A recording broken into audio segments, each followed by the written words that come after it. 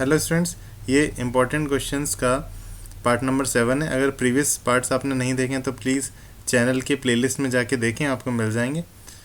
चलिए question number start करते हैं 1 से। और मैंने आपको जैसा बताया था, मेरे राइट हैंड में फ्रैक्चर हो गया तो मैं लेफ़्ट हैंड से लिख रहा हूँ, तो इतना अच्छा राइटिंग नहीं आ पाएगा। सो कोई नहीं, कोऑपरेट करें थोड़ा सा। सो क्वेश्चन 1 देखते हैं। The largest number which divides 615 and 963 leaving remainder 6 in each case. ठीक है। सो इस तरह के क्वेश्चन को देखते आपको समझ में आ गया होगा कि या तो इस तरह के क्वेश्चन में हमें एलसीएम निकालना पड़ता है या एचसीएफ निकालना पड़ता है। और एक चीज़ हमें पता है कि जब भी एलसीएम निकालते हैं तो उन दोनों नंबर से बड़ा नंबर आता है, और एचसीएफ जब भी निकालते हैं तो उन दोनों नंबर से छोटा नंबर आता है। तो यहाँ पे आप चारों ही ऑप्शन देखेंगे तो देखिए ये 615 और 963 दोनों से ही छोटा है, यानी हमें क्या निकालना है, एचसीएफ। एलसीएम काट दो, यानी हमें एचसीएफ निकालना है। अब साथ में क्या चीज़ लिखी हुई है, living remainder 6 in each case. तो जब भी एचसीएफ निकालते हैं और लिखा हुआ रहता है रिमाइंडर 6, तो भाई हमें क्या करना पड़ेगा, 615 में से 6 माइनस करना पड़ेगा, तो आ जाएगा हमारा 609। और 963 से भी 6 माइनस करना पड़ेगा, तो हमारा आ गया 957। ठीक है। और सिंस हमें एचसीएफ निकालना है तो एचसीएफ इन दोनों का निकालना है, तो एचसीएफ निकाल लेते हैं।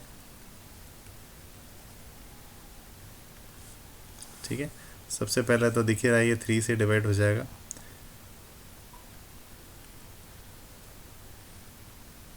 ठीक है। अब देखिए, अब आप प्राइम नंबर देखेंगे भाई किससे डिवाइड होगा, तो सारे ही प्राइम नंबर आप देखेंगे 3 है ना, 5 से तो नहीं होगा, 7, 11, 13, 19, तो फाइनली ये होगा 29 से। ठीक है। तो 7 ज़ा और ये जाएगा 11 ज़ा। ठीक है। और इसका एचसीएफ क्या होता है, इन दोनों को मल्टीप्लाई कर दो, तो 3 इंटू 29 क्या आ जाएगा हमारे पास, 87। ठीक है। तो हमारा रिक्वायर्ड नंबर क्या है, ऑप्शन सी 87। ठीक है। आई होप आपको अच्छे समझ आ गया होगा। चलिए नेक्स्ट करते हैं। क्वेश्चन नंबर 2 में क्या लिखा है, ध्यान से देखें।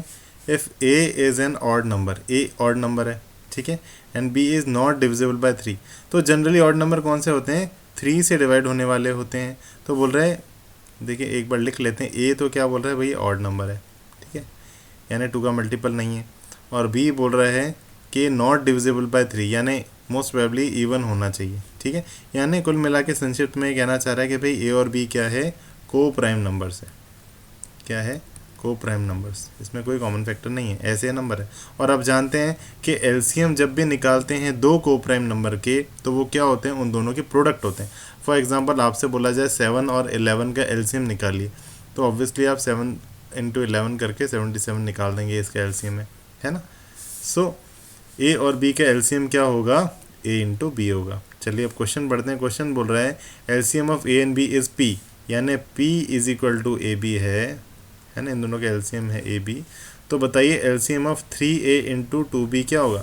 तो भाई जब a और b का ए बी है तो 3a और ट्वाइस ऑफ b, और 3 और 2 ये दोनों भी तो को प्राइम नंबर है, इन दोनों में भी कोई कॉमन फैक्टर नहीं है।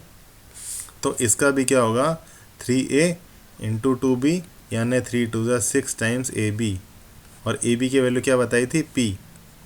ए बी की वैल्यू क्या बताई थी, p, तो 6 टाइम्स p हो जाएगा, है ना।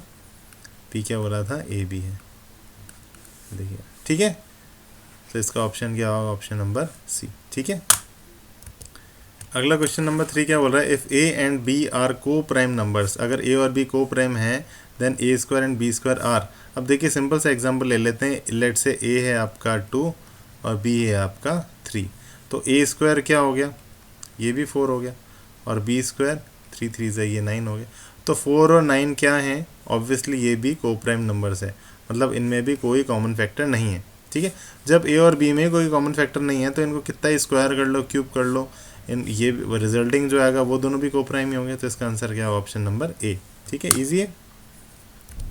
अगला क्वेश्चन नंबर 4 है, if the product of the zeros of this polynomial is 8, यानी अल्फ़ा इंटू बीटा आपको दे रखा है 8, and product of the zeros क्या होता है, सी अपॉन ए, यानी ए अपॉन 1, ए अपॉन 1 की वैल्यू दे रखी है 8, यानी ए की वैल्यू क्या हो गई, 8 हो गई।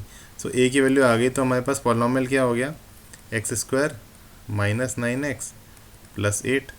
अब हम इसे मिड टर्म स्प्लिटिंग कर लेते हैं।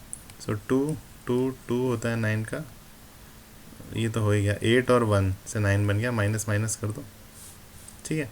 तो it becomes x square minus 8x minus x plus 8, इन दोनों में से कॉमन आ जाएगा x, अंदर आ गया x माइनस 8, माइनस 1 कॉमन ले लो, x माइनस 8, तो x minus 8 and x minus 1। Zeros के लिए क्या करते हैं, ज़ीरो से इक्वेट कर दो, इसको इक्वेट करेंगे तो x की वैल्यू आ जाएगी प्लस 8, इससे इक्वेट करोगे तो x की वैल्यू आ जाएगी 1, तो इसका क्या है 8 एंड 1, तो इसका आंसर हो जाएगा ऑप्शन डी 1 एंड 8, ठीक है, ईजी है। अगला क्वेश्चन क्या है, the coordinate where the line this intersect y axis.